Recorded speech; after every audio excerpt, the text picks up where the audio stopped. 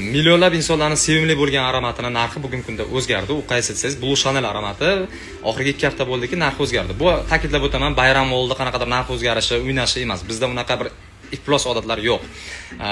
Narxni keskin ravishda oshirib, bayram oldi ko'tarish unaqa narsa yo'q. Qishda ham, yozda ham Xudo xolasa bir xil shaffof ishlaymiz. Narxlar har doim ochiq, bekitmaymiz. Kanalga ulansangiz, Telegram kanalda hammasi yozilgan. Bir xil usulda ishlab kelamiz.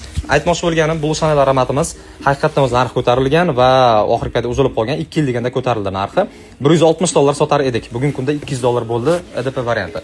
Parfyumi esa $180 edi, $220 aylanadi bugungi kunda. Mana bunday ko'rinishdagi esa bu yangi yil oldi shunaqa chiqaradigan, o'zi yangi dizaynda tipi o'zgartirib yangilik qiladi. Atak o'sha narsani o'zi mana.